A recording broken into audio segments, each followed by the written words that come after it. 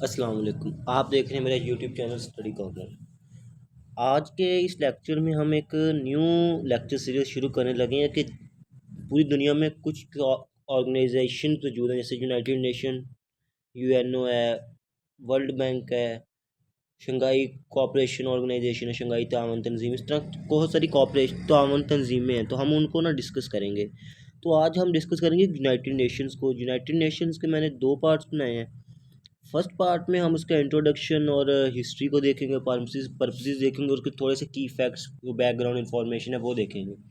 इससे next video में हम डिस्कस करेंगे कि इसके कौन कौन से पार्ट्स हैं और ये किस तरह वर्क करता है, इसके कौन कौन से हिस्से हैं, इस तरह डिस्कस करेंगे। चलिए स्टार्ट करते हैं। फर्स्ट देखते हैं यूनाइटेड नेशन। इसको कहते हैं UNO. UNO United Nation Organization, UN पहले नाम था इसका। तो इसका इंट्रोडक्शन ये है कि ये द वर्ल्ड लार्जेस्ट ऑर्गेनाइजेशन, ये दुनिया की सबसे बड़ी ऑर्गेनाइजेशन तंजीम है। ये एक इंटरनेशनल ऑर्गेनाइजेशन है। ये बनी कब थी? ये बनी थी founded in 1945 after world war two, के जब दूसरी वर्ल्ड वार 1945 में एंड हुई थी तो तब शंघाई ये यूएनओ यूएनओ बनी थी। तो इसके जो ओरिजिनल मेंबर्स हैं वो हैं, जब ये बनी थी तो तब इसके ओरिजिनल मेंबर्स थे 51, 51 मेंबर्स थे तब इसके। तो अब इसके जो करंटली मेंबर्स हैं आजकल के वो हैं 193 मेंबर्स हैं आजकल यूएनओ में। बाद में देखें हिस्ट्री ऑफ यूनाइटेड नेशंस के, ये बनी हिस्ट्री क्या थी, कैसे इसका ना हिस्ट्री बन के ये बनी यूनाइटेड नेशन।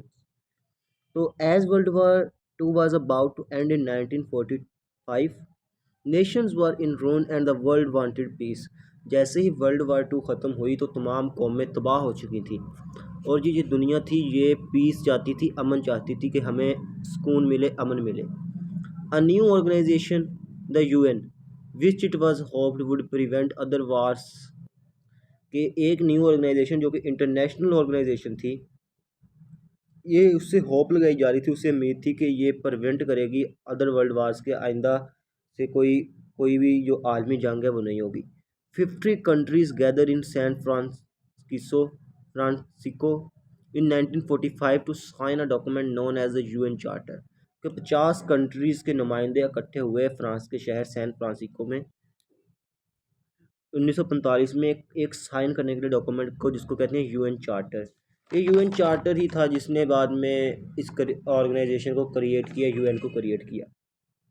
तो ये आप देखें कि ये जो 50 कंट्रीज़ गैदर हुए थे जिस दिन, ये यूएनओ की बनने की डेट नहीं, ये यूएन चार्टर के बनने की डेट जो है, ये जब गैदर हुए थे तो वो डेट थी 26 जून 1945, 26 जून 1945 को ये कंट्रीज़ गैदर हुए थे। तो पहले मैं कह चुका हूँ 51 स्टेट्स थी इसकी ओरिजिनल मेंबर्स में, लेकिन तब 50 थे। इसकी आगे वजह जो आपको आगे पता चलेगी।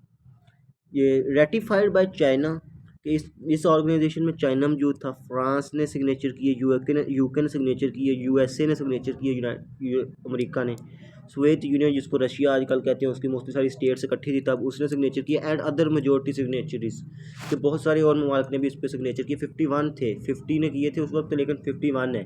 ये देखिए पोलैंड, मैं कह रहा था 50 किए थे और 51 है, क्यों है?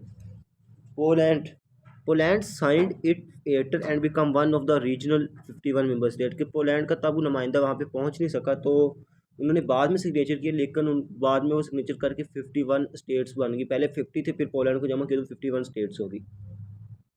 ये जो चार्टर हुआ था, यूएन चार्टर, ये हुआ था 26 जून 1945 को। आपको ये डेट्स याद रखिए, क्योंकि आपने सिर्फ सीएसएस नहीं देना है, पीएमएस नहीं देना, पीपीएससी में एमसीक्यूज टाइप आते हैं, तो आपको एमसीक्यूज टाइप में ये डेट्स लाजमी याद होनी चाहिए।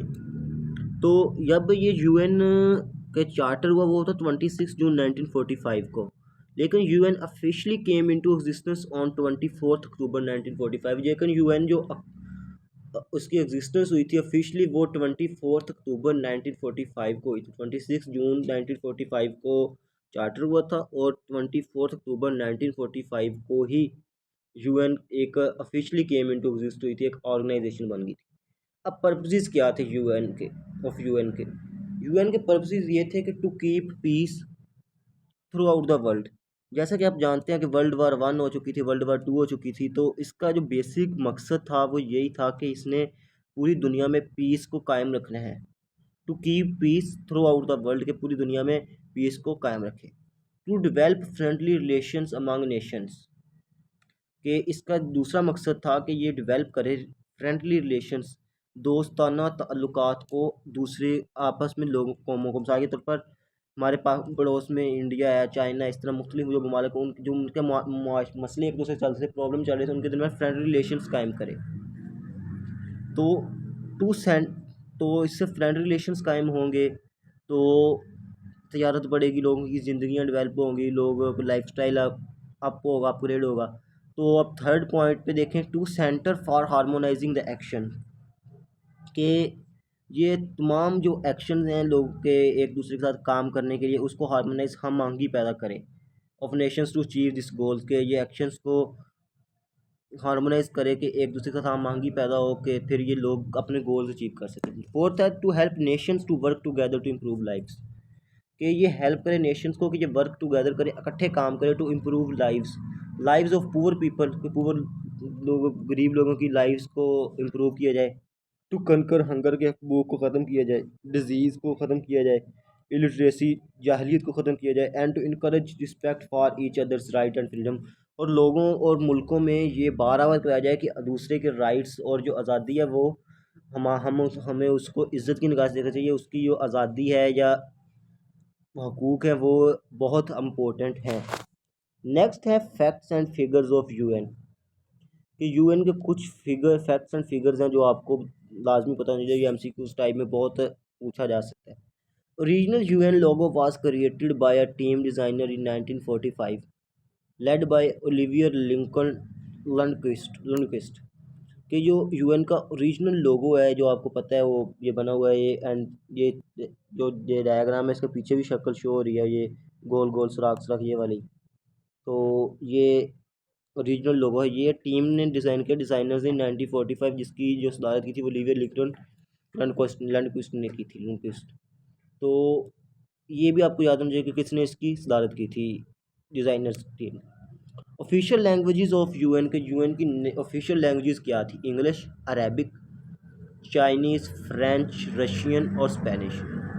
ऑफिशियल लैंग्वेजेस ऑफ यूएन की ये थी कि इंग्लिश हो, अरेबिक हो, चाइनीज़ हो, फ्रेंच हो, रशियन हो, स्पेनिश हो।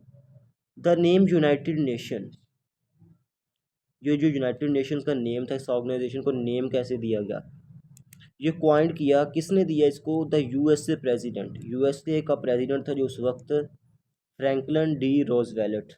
फ्रैंकलिन डी रोजवेल्ट ने ये नेम दिया ऑर्गेनाइजेशन को, इस ऑर्गेनाइजेशन को ये नेम, फ्रैंकलिन डी रोजवेल्ट ने ये नेम ऑर्गेनाइजेशन को दिया, the name United Nations coined by the USA president Franklin D Roosevelt. ये रोजवेल्ट साहब मजदूर थे, तो ये यूएसए के बड़े लाडले सदर हैं आप कह सकते हैं। इस डायग्राम में देखेंगे जो शख्स आपको दिख रहा है ये इस वक्त अक़वाम मुत्तहिदा का जनरल सेक्रेटरी है, अंतोनियो गुतेरेस। ये पिछले या पाकिस्तान में सैलाब आया था, फ्लड की कंडीशन थी, तो ये पाकिस्तान में आए भी थे। आपको पता है ये सैलाब के लिए आए थे, दौरा करने के लिए। तो आज के लेक्चर में ये यहाँ तक की, और इससे अगले लेक्चर में हम डिस्कस करेंगे यूनाइटेड नेशंस के पार्ट्स क्या हैं, मुख्तलिफ जिसके अंदर पार्ट्स बने हुए हैं, सलामती कौंसिल है, इस तरह मुख्तलिफ पार्ट्स हैं, तो उनको डिस्कस करेंगे, और इसके गोल्स वगैरह जो हैं, अल्टीमेट गोल्स वगैरह वो डिस्कस करेंगे। तो आज की वीडियो यहीं तक थी, तो इस वीडियो को लाइक करें, चैनल को सब्सक्राइब करें, और किसी चीज़ की समझ नहीं आई तो कमेंट सेक्शन में पूछ सकते हैं। अल्लाह हाफिज़।